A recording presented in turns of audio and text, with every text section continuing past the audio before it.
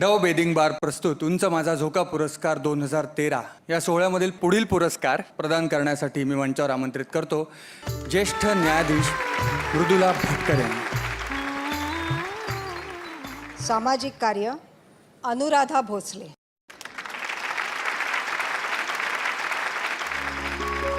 खांद्यावर छोटंसं दप्तर, हातात वॉटर बॅग, नाचायला स्टेज, बागडायला गार्डन्स.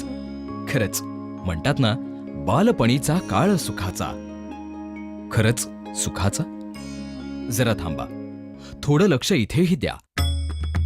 भंगार गोळा करणारं, कचरा वेचणारं, पोटासाठी मजुरी करणारं हे बालपण जळतंय वीटभट्ट्यांमध्ये. या भाजलेल्या जखवर फुंकर घालत या वंचितांना हक्काचं अन्न वस्त्र निवारा देण्यासाठी एक आवाज पुढे सरसावला. अनुराधा आईचा, म्हणजेच अनुराधा भोसले यांचा. आणि बालमजुरांसाठी कोल्हापुरात स्थापन झाली अवनी ही संस्था. अनुराधा भोसले, मूळ गाव श्रीरामपूर, भोकर. लहानपणी बालमजुरीचे चटके सोसत आपण BSW पर्यंतचा प्रवास गाठलात. लग्नानंतर कोल्हापुरात आलात आणि अवनीला हक्काची आई मिळाली. भंगार गोळा करणाऱ्या मुलांची मैत्री करत त्यांच्या वस्त्यांमध्ये जाऊन आपण 36 शाळा काढल्यात. वीटभट्टी शाळा या अभिनव प्रयोगासह आपण 6,500 मुलांसाठी शिक्षणाच्या पाऊलवाटा तयार केल्या. गॅरेज, हॉटेल्स, बांधकाम, दुकानं इथे छापे टाकून आपण अनेक बालमजुरांचं बंदिस्त बालपण मोकळं केलं. घटस्फोटित विधवा, परित्यक्तांसाठी संघर्ष करत आपण आपल्या एकटी या संस्थेमार्फत 3,471 महिलांना निवृत्ती वेतन मिळवून दिलं. अमेरिकेतील महात्मा गांधी पीस फाउंडेशन या संस्थेच्या मदतीनं पायाभूत सुविधांसह उभ्या राहिलेल्या अवनीत आज चिमुकल्या वंचितांचं निराधार बालपण बहरतंय, तेही शिक्षणाच्या ध्यासानं.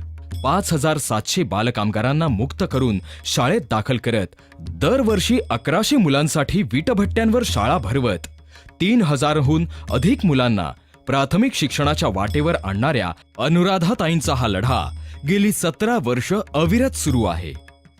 अवनीमय झालेल्या या चिमुकल्यांच्या डोळ्यात स्वाभिमानानं लढण्याची, जगण्याची उमेद आहे. आणि ओठांवर एकच घोषवाक्य, आपल्या सामाजिक बांधिलकीच्या जाणीवांना मानाचा मुजरा करत झी मराठी तर्फे सामाजिक कार्य क्षेत्रातला उंच माझा झोका पुरस्कार आपल्याला कृतज्ञतापूर्वक प्रदान करण्यात येतात.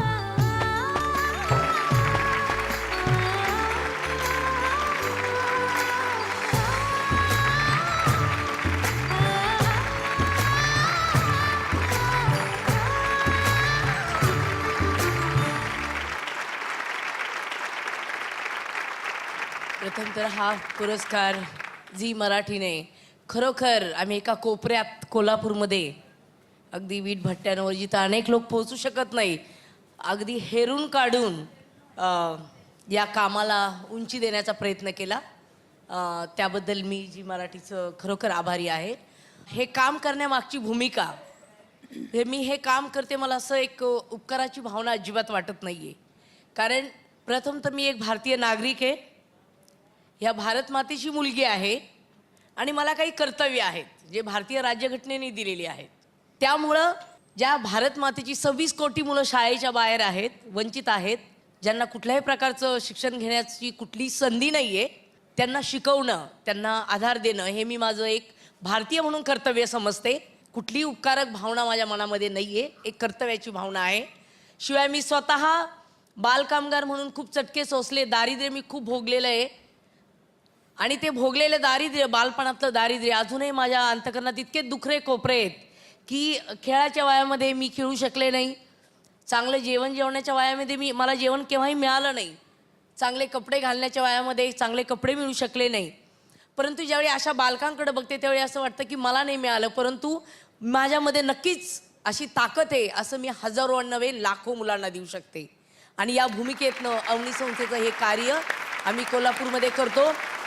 समाधान एकच, खूप खूप पल्ला गाठायचा आहे. मला एक भारतीय म्हणून बऱ्याच वेळा दुःख वाटतं सांगायला की या देशाची लोकसंख्या एकूण 120 कोटी आहे, परंतु 26 कोटी मुलं शाळेच्या बाहेर आहेत. आणि आपल्या देशाला जगाच्या बाजारामध्ये अतिशय अजिबात चेहरा नाही आहे. त्यामुळं एक कर्तव्य म्हणून हे काम करते. महात्मा गांधीजींचे नातू अरुण गांधी, त्यानंतर पंतू तुषार गांधी यांना आमचं काम जे आम्ही खेड्यापाड्यात स्लम्समध्ये हे काम करतो ते गरिबांच्या सोबत, दारिद्र्यासोबत, गरिबीसोबत करत असलेलं काम वाटतं. कारण चांगलं शिकलं नाही तर चांगलं जगता येणार नाही आहे. तर या भूमिकेतनं अगदी मी अस्वस्थ असते ज्यावेळी कोल्हापूरमध्ये वीटभट्ट्यांवर मुलं येतात, ऊसतोडणीवर मुलं येतात, शाळाबाह्य मुलं दिसतात, त्या मुलांना शाळेत घालून त्यांना चांगलं त्यांचं आयुष्य कसं होईल हे बघण्याचा प्रयत्न असतो.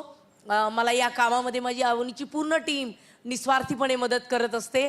प्राध्यापक अरुण चव्हाण जे आमच्या संस्थेचे अध्यक्ष आहेत आणि सर्व बोर्ड मेंबर्स आणि सर्व समाजातले कोल्हापूरमध्ये हे काम करताना मला विचार नव्हते, माझी विचारसरणी डेव्हलप झाली नव्हती.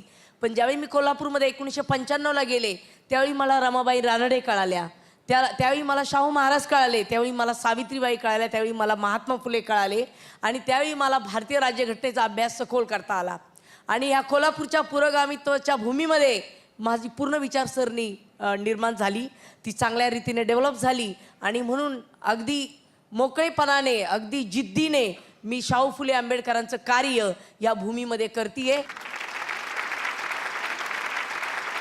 मृदुलाताई धन्यवाद आणि हा पुरस्कार स्वीकारल्याबद्दल अनुराधा भोसले यांचे खूप खूप आभार.